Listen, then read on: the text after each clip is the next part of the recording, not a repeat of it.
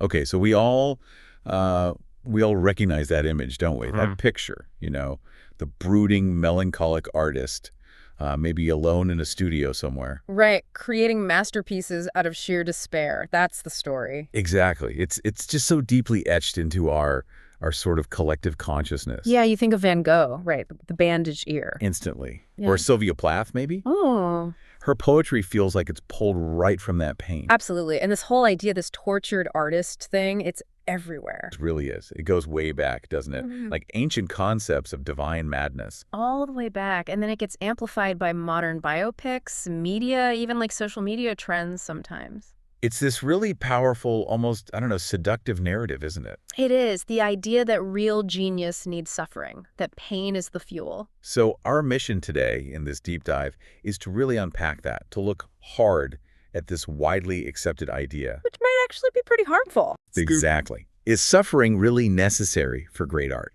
Or is this whole narrative, well, maybe a dangerous misconception? One that hurts artists and maybe even misunderstands what creativity actually is. Yeah, that's what we want to challenge today, that whole belief system. And what's really fascinating here is that the conventional wisdom might have it completely backwards. How so? Well, if you look at the broader picture, recent research, expert insights, many professionals now argue it's actually a flourishing mind, a healthy mind, that enables creativity. Huh? And that creativity, in turn, actually nurtures mental health. It makes it better. So it flips the script entirely. It really does. And it makes you ask, what if art isn't just an outlet for pain? What if it's actually a path to, profound well-being? For anyone, not just the geniuses. Exactly. For ordinary mortals, as one source puts it. And today, we're drawing on a lot of different perspectives here. Yeah. We've got insights from mental health professionals like Michael B. Friedman, some really interesting academic research, particularly in positive psychology, Right. deep dives into how leaders are using creativity, even discussions from artists themselves online. So it's grounded in real experiences, real data, not just theory. Precisely. This isn't just abstract stuff. It's rooted in how people actually live and create. Okay, great. So let's dive right in then. Let's start with this enduring myth. Where did it actually come from? You mentioned it's ancient. It really is. It's not just some modern invention. This idea of the divine madman goes back thousands of years. Wow. Yeah, suggesting inspiration that was almost like beyond human control, a kind of force. So like the ancient Greeks. Exactly. Think Plato. They had this concept called mania, Mania. which often gets translated as divine madness. Yeah. But, and this is key, it wasn't mental illness as we define it clinically today. Right, not like depression or bipolar disorder. No, not really. It was seen more as an inspired state, almost ecstatic. A gift from the gods, they thought. A gift? Yeah, that allowed people to sort of transcend normal experience, to achieve extraordinary creativity or insight, even prophecy sometimes. So it was actually a positive thing. In many ways, yes. Plato, in his dialogue Phaedrus, he actually argued this divine madness could lift the soul to higher truths, that it drove poetic, philosophical brilliance that, ordinary logic couldn't reach. It was revered. It's pretty wild to think that ancient idea still echoes today in how we talk about artists. It really does. It laid the groundwork, connecting genius with being sort of touched or other. Right, something beyond the everyday. And that idea evolved over time. During the Renaissance, you still had echoes of that, but also this growing celebration of individual genius, often seen as having a touch of madness or melancholy. Ah, melancholy. That fits the image. It does. And then it really intensified dramatically in the 18th and 19th centuries, the Romantic era. Okay, yeah. Poets like Byron, Shelley. Exactly. They really epitomized the suffering artist, didn't they? Their lives were full of emotional storms, passion, yearning. And their work reflected all that turmoil. Yeah. Very introspective, very dramatic. Precisely. And that romantic ideal just got deeply embedded in Western culture. The belief that intense personal pain wasn't just incidental, it was the source of artistic brilliance. And I guess it's those larger-than-life figures who really cemented the narrative for us. Absolutely. You mentioned Van Gogh earlier. Yeah, he's probably the prime example for many people. His struggles are so well known, aren't they? Mental health issues, the poverty, cutting off his ear. That self-portrait with the bandage is just iconic. It is. And so many stories about him suggest his pain directly fueled the intensity, the unique vision in his paintings. It's a compelling story. Almost irresistible. It really is. And that's why this narrative is so powerful, I think. It offers this profound-seeming explanation for genius, like an easy answer. But maybe too easy? That's the thing. If we zoom out, look at the bigger picture, it often drastically oversimplifies things. Right. It simplifies the complex realities of these artists' lives, their actual creative processes. It gives us this incomplete, sometimes really misleading picture. Can you give another example? Sure. Think about Franz Kafka. His work is full of alienation, bureaucracy, dread. Yeah. And it's almost always linked directly, exclusively to his personal anxieties and illnesses. Or Sylvia Plath, her novel, The Bell Jar, her poetry, celebrated for their raw exploration of mental health struggles. Which were shaped by her own life, no doubt. Absolutely shaped by it. But the cultural narrative often reduces their genius down to their suffering, as if that's the whole story. And you see that with others, too. Oh, yeah. Edgar Allan Poe, Frida Kahlo, Jim Morrison, Amy Winehouse, the list goes on. Right. Their struggles, their tragedies, they become part of the brand almost. Exactly. Romanticized as integral to their artistic power. Sometimes it completely overshadows the sheer talent, the years of practice, the discipline involved. And it's not just historical figures, is it? Modern media keeps this going. Constantly. You see films like Pollock, Basquiat, countless biopics. They often reinforce this idea that suffering is just part of the package for greatness. Yeah. But it gets even trickier, I think, with social media. How so? Well, platforms like Tumblr, maybe TikTok more recently, you sometimes see this glamorization of mental illness. Right, I've heard that term. Where young people might mistakenly see artists as martyrs for their art. It gets tangled up with aesthetics like the sad girl aesthetic or certain kinds of confessional posts. So it blurs the lines. It can. While expressing vulnerability is important, it can inadvertently romanticize distress, making it seem like a prerequisite for depth or authenticity. Creating this distorted view that you need pain to create something meaningful. Exactly. And that leads us to the really dangerous side of this myth, the fallout. Okay. Because it's not just an abstract idea, it has real personal impacts on artists working today. Like what? Well, there's a writer, Megan Hunt, who spoke very openly about this. She admitted she genuinely feared that getting better, like improving her mood, might actually decrease her creativity or talent. Wow, that's a real trap. It's a huge psychological trap, and many artists can fall into it without even realizing. So what does this mean for artists trying to navigate their careers now? It means this romantic notion can actually scare people away from seeking help, from getting better. Keeping them stuck. Right, trapping them in this cycle where they think they need to suffer. This trope feeds two really damaging mindsets. Okay. What are they? First, the idea that if you're not mentally ill, you're doomed to be mediocre. You can't access true depth. Ouch. And second, that if you are mentally ill, you have to embrace it, cling to the suffering, because that's your creative source. That sounds like a really vicious cycle. It is. It's incredibly hard to break out of, and it contributes to what some people call an anti-recovery culture in some creative circles. Anti-recovery? Yeah, where artists might feel pressure, maybe subconsciously, to sort of curate a brand of sadness. Perform their pain. Exactly, to perform their pain, to keep their audience, or maintain their artistic identity. And that's a really toxic relationship to have with your art and your own mental health. Definitely. Okay, so this myth is pervasive, potentially harmful.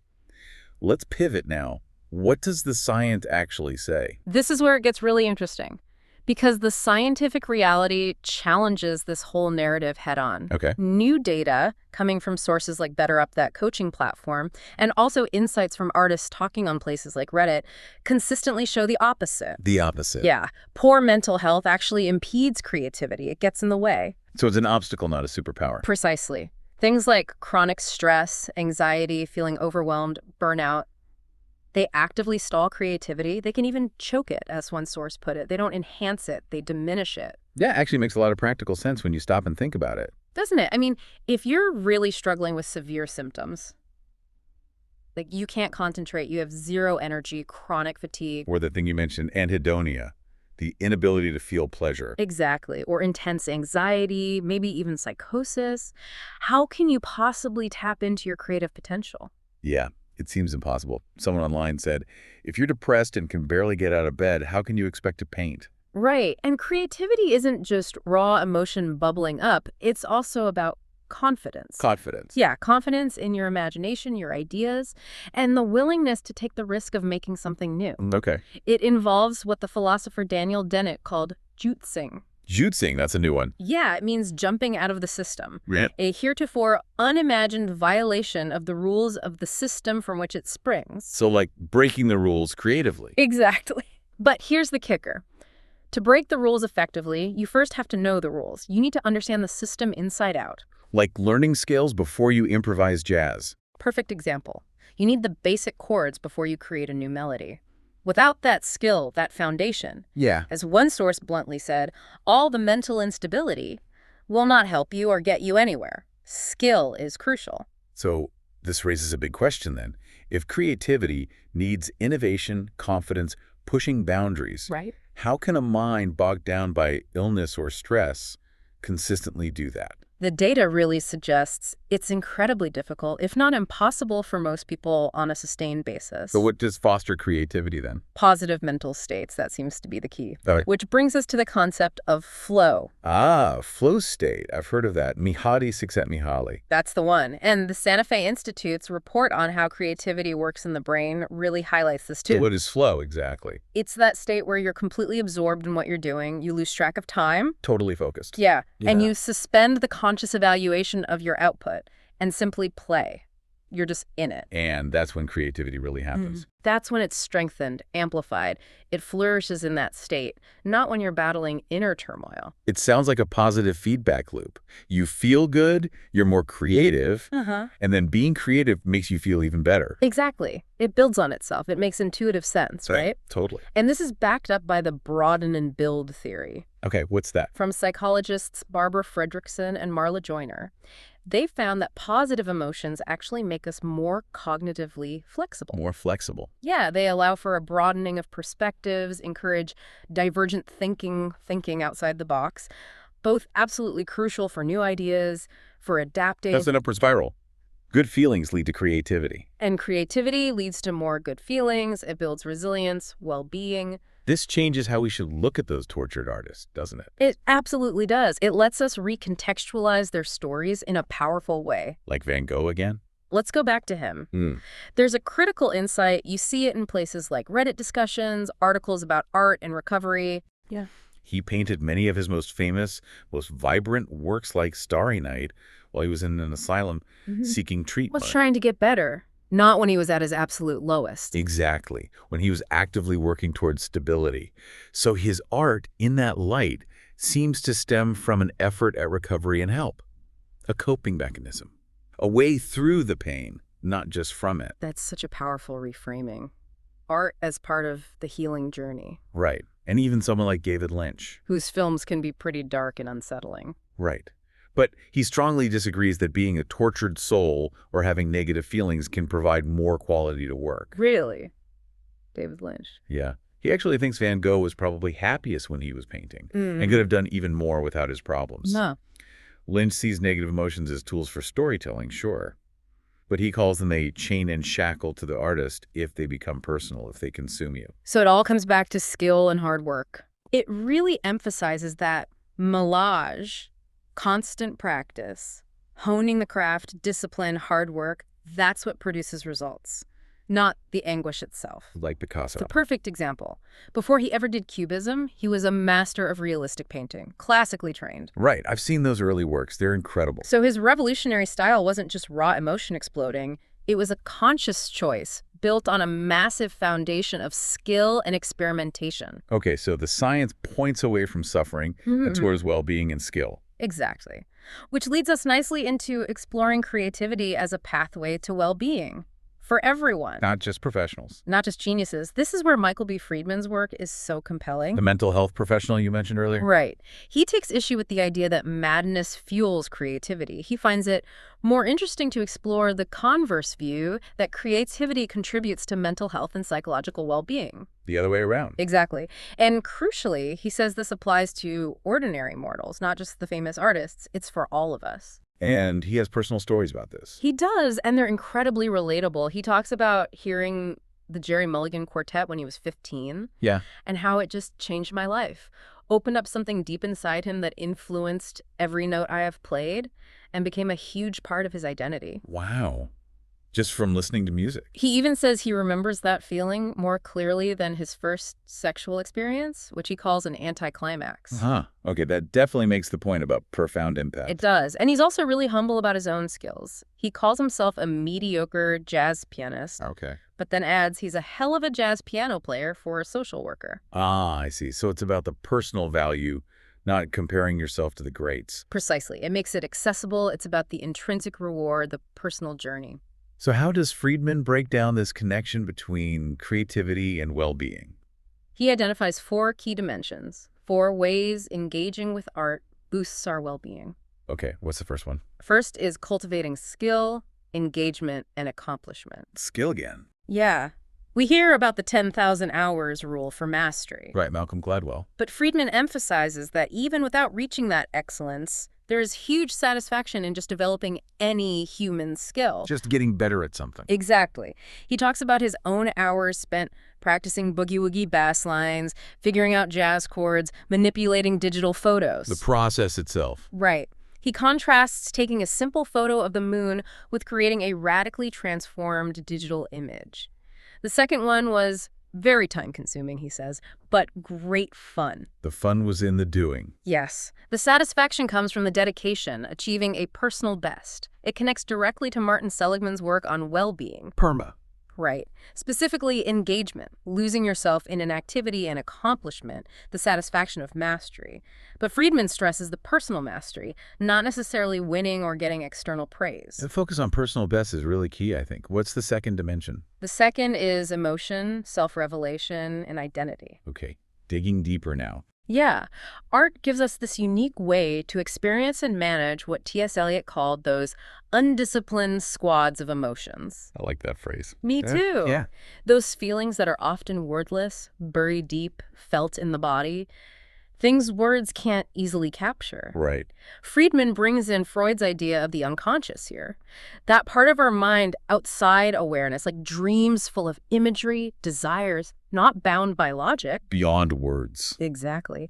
And he finds that music, like Miles Davis's Blue and Green or Herbie Hancock's Watermelon Man, connects him to those deep emotions more directly than language. Through the harmonies, the rhythm. Yeah, the feeling it evokes. And he talks about art being both articulation and expression. What's the difference? It's like you're both creating something outside yourself and expressing something deep within yourself at the same time. It's a process of self-discovery and self-revelation. So it actually shapes who you are. Absolutely. He even says playing jazz and doing photography are shaping his new identity as he gets older, much like adolescence shapes us. We're always evolving through these creative acts. Fascinating. Okay, what's the third dimension? The third is beauty and transcendence. Beauty. For Friedman, his photography, unlike his jazz maybe, is more about chasing beauty and connecting with the world outside himself. Okay. He gives examples like capturing wedding moments or preferring to photograph the blur and movement of dancers and jazz players, not just freezing them. Interesting. Yeah. Capturing the energy, not just the form. Yeah. He contrasts it with Keats's ode on a Grecian urn, which tries to fix a moment forever. He's interested in the flow. And finding beauty in unexpected places. Definitely. He mentions a photo of an Indian construction worker. A hard life, clearly, but Friedman saw it was not without happiness, finding beauty even in struggle. That's profound. And he talks about art as a transfiguration of the commonplace, Arthur Danto's idea. Making the ordinary extraordinary. Exactly. Turning a simple table in a diner, through the act of photographing it, into something meaningful, transcendent. This search for beauty, finding it, creating it, it provides excitement, meaning. A connection to something bigger. Precisely. Something more profound, more meaningful, more illuminating. And that, he says, contributes mightily to human well-being. Okay, that makes sense. And the fourth dimension? The fourth is connection, celebration, and meaning. This is more social. Art, bringing people together. Yes. He describes playing jazz with others as magical, that feeling of connection, being locked in together, almost reading minds. through the music. Even with stranger. Even in jam sessions with people you've never met before, there's this deep mystery of the connection. Wow. He even touches on Jung's idea of a collective unconscious, this sort of shared pool of human experience that musicians, especially improvisers, might be tapping into. That's a cool idea. It is, and it extends to the audience, too. That shared feeling, the collective excitement, a collective joy. Yeah, you feel that at a great concert. Absolutely. And Friedman argues that art, as this social thing, adds profound meaning. It connects us to other people now, but also to history, to tradition, like photographers drawing on photographic icons. Right, being part of something larger. Exactly. And he points out this crucial aspect of meaning is something Seligman's PERMA model doesn't really capture explicitly. Interesting point. So these 4 dimensions, skill, emotion, beauty, connection, they really paint a picture of how art enriches us. They really do. And it raises a question for all of us, doesn't it? How can we cultivate more of these things in our own lives, even if we don't call ourselves artists? Yeah, how can we tap into that? It also brings us back to the healing aspect, Yeah. right? Especially in mental health. Absolutely. And it connects to how we now understand recovery in mental health. Which isn't necessarily a cure. Right. It's more about having a satisfying, meaningful life despite having a mental disorder, building a good life around the challenges. And art is a tool for that. A powerful one. You see mental health organizations putting on art exhibits by people with serious mental illness. It shows how engaging with art, sharing it, makes significant contributions to improved quality of life and personal well-being. Right, like that jazz musician you mentioned, David Oswald. Exactly. When told art is good for mental health, he just said, of course, if I didn't play jazz, I'd be a lot crazier and a lot less happy. Haha. Perfect. It's self-evident to him. It really highlights that self-regulating, healthy, productive aspect of creative engagement. Purpose, joy. And this extends even to people with dementia. That's surprising to some, maybe. It is, because society often just sees the suffering of dementia. But Friedman insists our outer perception does not necessarily coincide with their inner experience. We don't know what it feels like inside. Exactly. And he firmly believes some people with dementia do get pleasure, find meaning, have a good quality of life. Are there examples of this? Definitely. There's Mary Middleman's chorus for people with dementia and their caregivers. Their concerts start with the line, "When we hear music, memories fill our minds." That's beautiful. There's also that PBS video, "I remember better when I paint." Right. And Dr. John Zeisel has this fascinating theory. He suggests that as some cognitive abilities decline, other capacities, like creative interests, might actually come forward. Maybe as defenses break down, people become more in the moment, which is a state artists, Buddhists often value highly. So it's an alternative view, not just decline, but maybe a shift in ability. Exactly. A fascinating alternative, offering potential for expression and well-being, even amidst cognitive change. Okay, so we've seen the individual benefits, the healing potential. What about applying this in other contexts, like leadership? Yeah, let's shift gears to that. How the arts can boost flourishing and even leadership effectiveness. Flourishing. You mean that overall sense of well-being? Exactly, the continued development of human beings toward optimal potential, that holistic idea. And positive psychology uses the per-imation model to measure it. Per-image. What's the H? Positive emotions, engagement, relationships, meaning, accomplishment, and H is for health. A more complete picture. Got it. So how does this apply to leaders? Well, leaders today face immense pressure, right? Multiple roles, constant travel, big teams, tough cultures. Burnout is a huge issue. Massive. The WHO even calls it an occupational phenomenon. And critically, stress impairs the brain areas needed for innovation, creativity, seeing the bigger picture. The very things leaders need most. Precisely. So this study by Patricia Freiberg and Andrea Geraldes Hayes is really relevant. What do they do? They ran a 21-day creative arts intervention with 13 diverse leaders. Government, military, pharma, healthcare, engineering, C-suite. Okay. And what did the leaders do? They chose their own creative art form, music, visual arts, writing, literature, dance, and engaged with it for those 21 days. Why 21 days? It's often seen as a good time frame to start forming a habit, a springboard, the researchers called it, for continuing the practice. They wanted to explore the leaders' actual experiences. And what did they find? Was it effective? The findings were pretty striking. They saw improvements across all 6 PERMAGE pillars. All 6. Wow. Yeah. For positive emotions, leaders reported more joy, relaxation, peacefulness, playfulness, curiosity, even awe. One leader, Yvonne, said singing wasn't just distracting, but joyful, that feeling of just letting loose. Nice. What about health? Some really interesting changes there, too. Stephanie and Lenia reported better sleep, feeling more refreshed. Yvonne actually swapped her evening glass of wine for making art. That's significant. Yeah. Others replaced TV with listening to music or coloring. Many got more active through dance. The whole process gave them more awareness, and the positive feelings boosted motivation for these healthy shifts.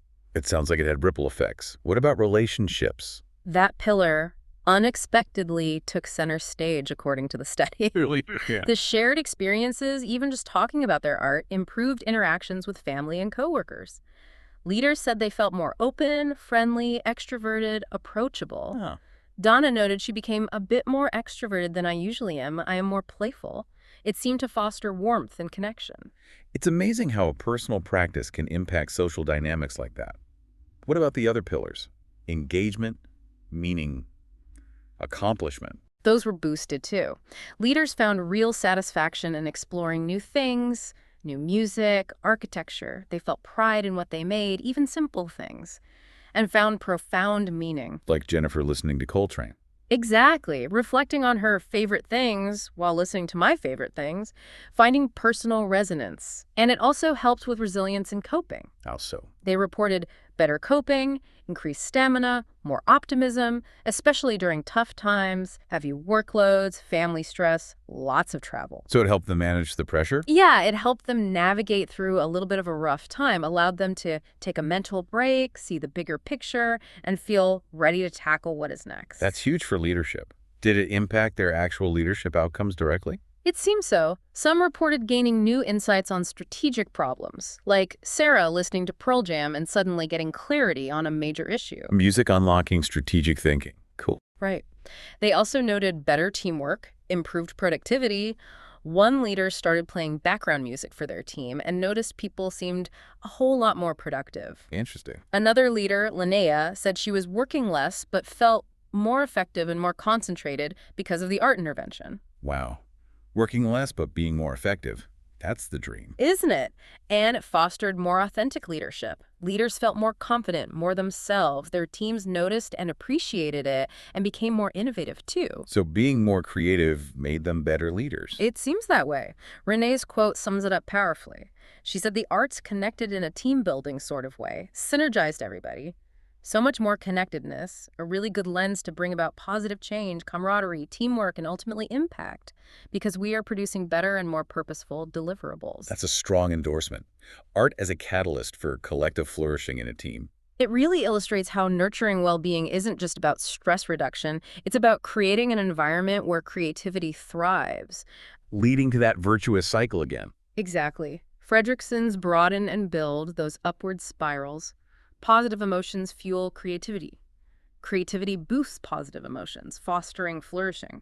The study even saw leaders using more creative metaphors when their energy shifted. It really shows the cycle in action, benefiting individuals and teams, especially in demanding jobs. Absolutely. It's a powerful case for integrating arts into well-being strategies, even in corporate settings. Okay, so we've seen the benefits, challenge the myth. But as we wrap up, we have to ask, why does this tortured artist myth still persist so strongly?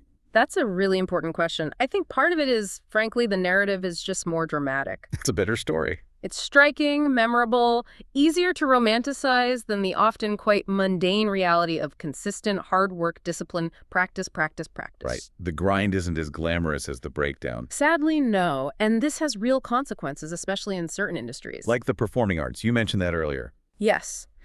While the myth claims illness fuels creativity, the reality in fields like performing arts shows the opposite. The industry conditions often cause mental health problems that hinder well-being. What did that equity review find again? A clear trend for increased mental health concerns. Depression twice as likely in performers compared to the general population. Higher anxiety across dancers, singers, actors, musicians. It's a systemic issue in those fields. It really seems to be. And why is that? What are the factors? It's a tough combination. Unstable work, unpredictable income, really antisocial hours, long periods away from home and support systems. Financial fears must be huge. Absolutely. Plus, potentially negative or even exploitative relationships with people in power. And often, training programs don't prepare students for the psychological toll. And the content itself can be draining. Definitely. For actors, comedians, Yeah. constantly dealing with heavy topics, grief, trauma, violence, it's hard not to bring that home sometimes. So the suffering is often caused by the industry, not feeling the art produced in it. That seems to be the reality. It's a hindrance, not a help, to well-being and consistent creativity. Which brings us back to the importance of skill and discipline. Exactly. Those online artist discussions really hammer this home. People like Van Gogh or Kurt Cobain, yes, they struggled, but they achieved greatness through immense dedication and hard work on their craft. Cobain practiced guitar constantly. Practice forever, one person said. He was a talented songwriter, skilled at melody and lyrics.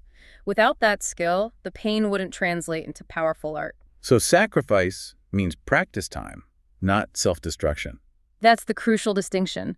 True artistic sacrifice is about dedication, refining skills. It's not abandoning responsibility or self-care. That Reddit story about the neglectful mother using art as an excuse was chilling. It really was. It shows how the trope can be twisted to justify damaging behavior, mistaking irresponsibility for artistic temperament. And this trope can also mask exploitation, you said. Yes. It can be used, subtly or not, by people in the industry to discourage artists from getting help if it might interfere with work or profit. That's deeply cynical. It is. And then there's the issue of how the genius label, often tied to this trope, has been used to excuse bad behavior. Like with famous directors or artists accused of abuse. Exactly. Implying their behavior was somehow necessary for their art. A justification. But that leniency isn't applied equally. Almost never. As the sources point out, women, queer artists, artists of color rarely get that same pass. It really exposes the bias, the patriarchal nature, baked into the trope itself. It's a systemic problem, not just a romantic idea. Absolutely. Which is why there's a growing call for a healthier artistic community. What does that look like? It means artists can explore adversity, mental health, all of it, without feeding harmful stereotypes. Being in tune with the suffering of the world, as one writer put it, but depicting it sincerely with nuance, seeing the good and bad. And recognizing that art often comes after the pain. Yes. Art made from pain is often created after processing it, not right in the middle of the crisis.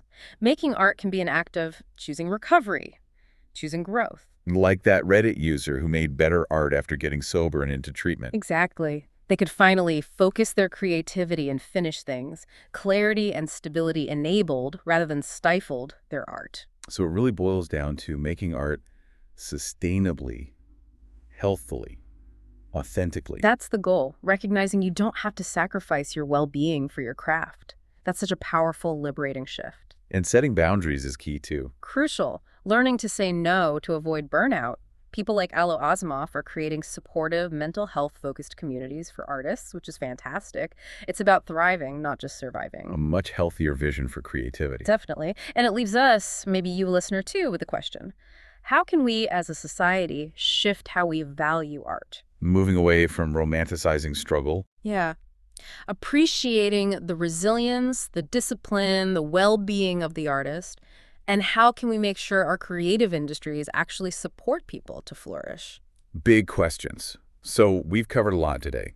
We went from that seductive but ultimately harmful myth of the tortured artist to this empowering reality that creativity and well-being are deeply linked. They feed each other. We saw the benefits across the board for individuals, for leaders, in healing, backed by research, personal stories. And the key takeaway seems to be that you, the listener, have the power to engage with art, not as something tied to torment, Right. but as a catalyst for growth, self-discovery, connection, regardless whether you think you have talent. It's about the participation, the process itself, not aiming for a product or performing some kind of brand of sadness. So final thought then. If engaging with art, even in small ways, can genuinely lead to deeper well-being, better sleep, stronger relationships, more confidence, even being more effective, Yeah. what small creative act could you, listening right now, bring into your routine, starting today, maybe? And perhaps consider this. In a world obsessed with productivity, with external success, what if our biggest creative breakthroughs and our deepest sense of well-being don't come from pushing ourselves to the edge, but from somewhere else. What if they come from embracing the quiet joy, the consistent discipline, the simple satisfaction of a creative practice? Recognizing that truly resonant art and a truly flourishing life often emerge from a place of peace, presence, and inner strength, not from pain.